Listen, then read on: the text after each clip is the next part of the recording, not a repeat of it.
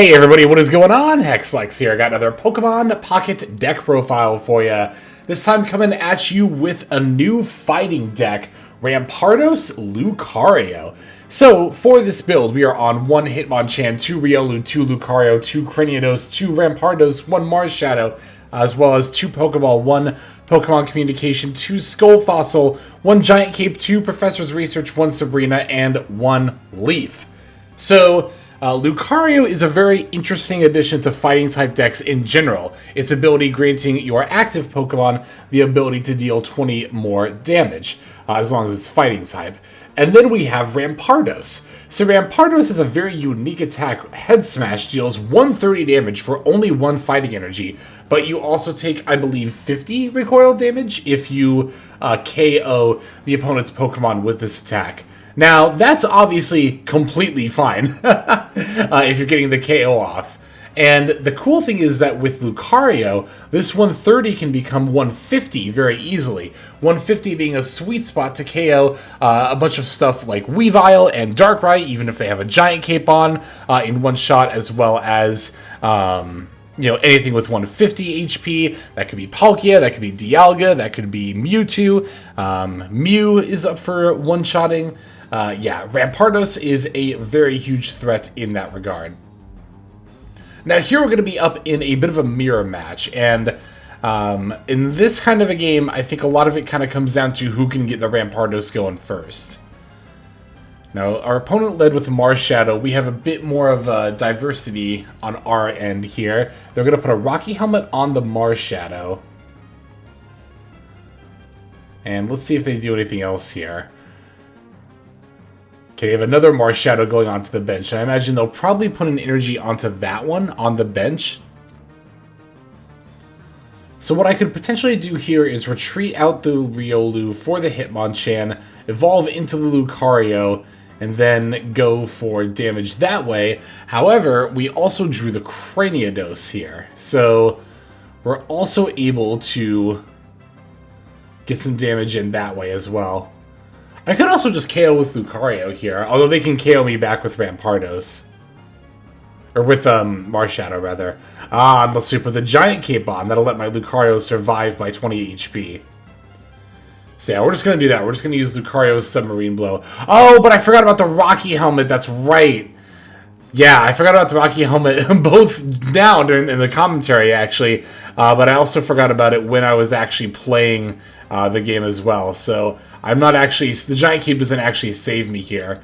I really should have ended up saving it, but you know what? It's not that big of a deal. It's fine. It'll work out. Okay, yep, Marshadow going up to 2 energy. That means it can Revenge for 100 and KO the Lucario. But we do have the Rampardos in hand, as well as the Cranidos already set up on the bench, so I can simply KO back. Drawing another Cranidos for turn. We'll just evolve here. Attach the energy. Ideally, you would have, obviously put the Giant Cape on the Rampardos. Because that would have let it live at that would let it be at 120. So if my opponent had had another Marshadow, we could have survived that. But all they have in the bench is a Skull Fossil. Like, even if they evolve it into Cranidos, it's like, that's completely fine. Well, actually, is it? Well, yeah, because they have 1 point? Yeah, so it actually is fine. Because even if Cranidos deals, I think, 50 with 1 energy? Or is it less? Yeah, they're just going to concede here. And I guess even if Rampardos KOs itself, knocking out the other Cranidos, I'm still 1 point up and I still win. So, okay, there's going to be our first game with the deck. Now, our next game coming up here is one against Darkrai Magnezone. Of course, the big, bad top deck of the format right now. Honestly, not just in terms of popularity, but it's not quite the top in terms of win rate, but it's definitely really, really close. What actually is it? Let me take a look here. In terms of win rate. Here we go, win percentage. Oh, never mind. It is actually just the top in terms of win percentage as well. So, yeah. That would also explain why it's #1 in popularity, too. Yeah, as soon as I saw Magnemite, I figured it was probably just going to be Darkrai Magnezone. It's too bad Darkrai isn't weak to fighting. I think Dark in the TCG is weak to fighting most of the time, but they went with the bug weakness here. I think it's because there wasn't a lot of types that were weak to grass and pocket. Like, it was pretty much just certain fighting Pokemon, like Golem and Onix, right? I don't think water. No, water's weak to electric. Yeah, I don't think there was any other type that was really weak to grass, which explains why they gave it to Dark, but it's still a little bit weird. Yeah, Sabrina is not going to be doing a whole lot here, as both of my opponent's bench Pokemon are far scarier than their active. Finding Lucario and Rampardos off of that Professor's research here. Debating if I want to attack into the Rocky Helmet on the Magnemite. I think I should probably have to go for it here, right? Because even if they attach an energy to Darkrai, that's still just going to put me down to 20. And if we can KO the Magnemite sooner rather than later, that would be ideal.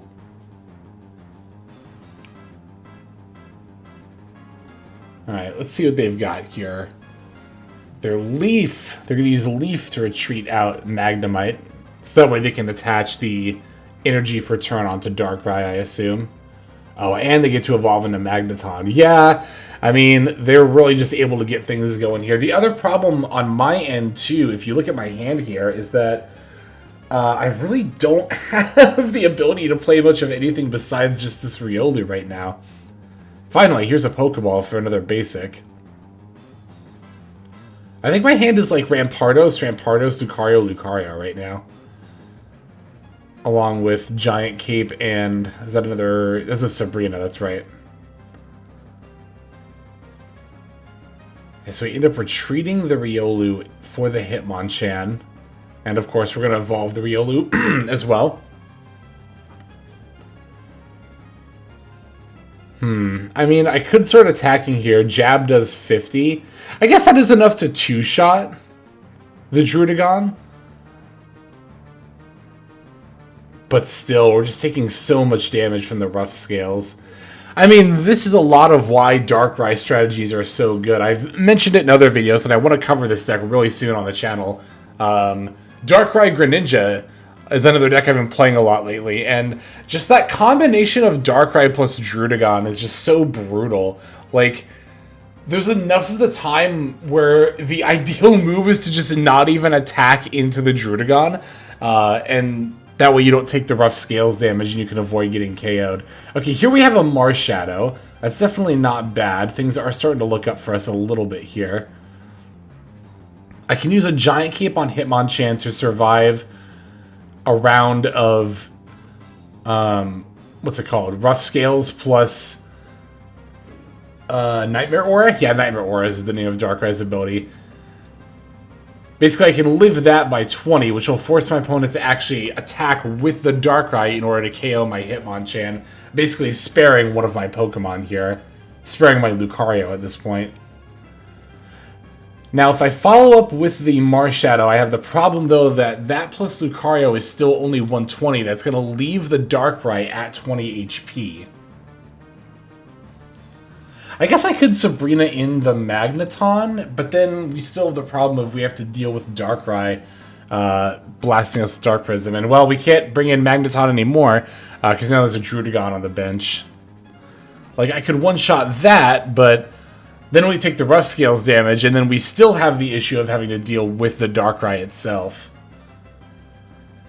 This deck might actually want to be playing Cyrus a little more than Sabrina, now that I think about it, for that reason. Because, like, we don't have any way to natively damage Pokemon on the bench, but in an aggro deck where you're often two-shotting things...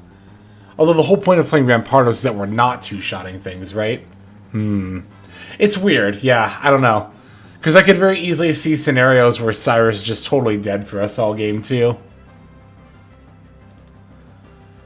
Yeah, so we're going to put in Marshadow. Okay, finally getting a Skull Fossil. So if we can draw Cranidos next turn, we might be able to get Rampardos out in a timely enough manner to potentially turn this game around. Yeah, I get to revenge on the Darkrai, putting it down to 20, but not quite being able to KO it. It's too bad. If I had drawn my other Riolu sooner, I could have had both Lucarios out, and that would have been enough to KO it and just take the game here. So literally came down to not drawing Riolu. Yeah, they're going to treat the Darkrai for the Magneton. Volt charge it again. I believe they do have Magnezone here. Or maybe not. Maybe they just go attach and then... No, okay, here it is.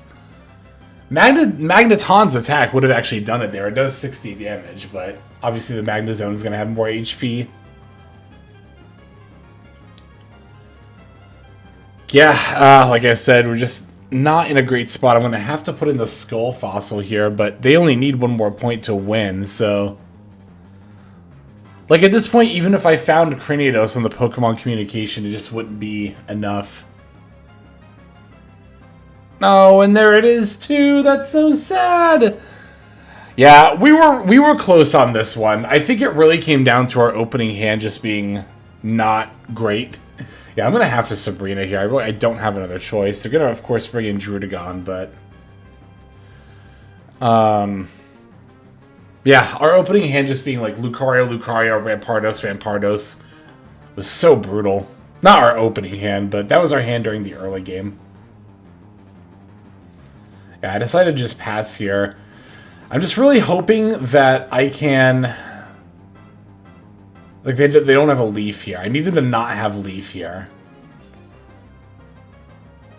Attaching a Dark Energy to Druddigon makes it seem like they don't, but what they're actually going to do is just use Dawn to put a second Dark Energy onto Druddigon, which lets them retreat out for the Magnezone, and then now they can, yeah, Thunder Blast for their last point. So, it was a close one. It was a well-fought game, but GG's Papa Blastoise, if you're out there. GG's. Yeah, again, our hand wasn't great, and with a couple of better time draws, I think we could have taken it there.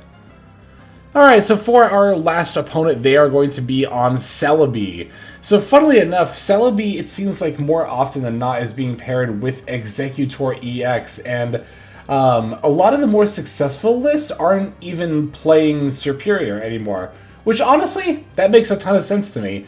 I think that the time it takes to get to that stage 2, you could just be, like, building up Celebi on the bench anyway, and just using Exeggutor as your primary attacker. And as we saw in our Exeggutor Yanmega video, Exeggutor can quite literally solo Darkrai. We had a game against Darkrai where we lost every coin flip on Tropical Swing, and one Exeggutor still literally soloed the entire deck. So it definitely makes sense to me, you know, ditching the Superior line and focusing more on Exeggutor.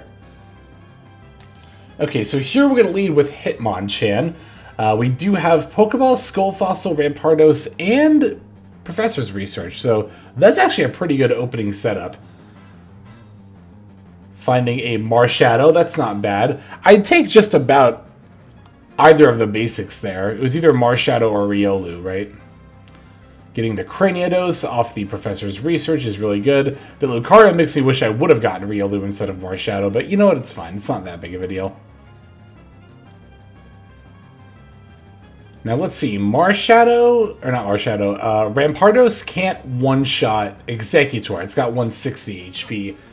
But that's actually not even that bad, because again, if you don't KO the Pokemon, then you don't take the recoil damage. And Rampardos has a pretty solid 150 HP, up to 170 with the Giant Cape, which is definitely not going to be enough for Exeggutor to one-shot. I'm just going to start jabbing this Execute with Hitmonchan. Maybe I'll either force them to retreat, or even then getting the chip damage on the Exeggutor is good, like I said. Yeah, and 30 is enough to be able to then one-shot, because Exeggutor EX is 160, right? So Hitmonchan's jab plus Rampardos' head smash would be enough to take it out. Now, granted, of course, it's a grass deck, so they have access to Erica, but who knows? They either might not have it or might have other supporters they feel it's more important to use. Yep, there's Exeggutor. Looks like they're going to start putting energy on Celebi, and they're going for the Professor's Research here.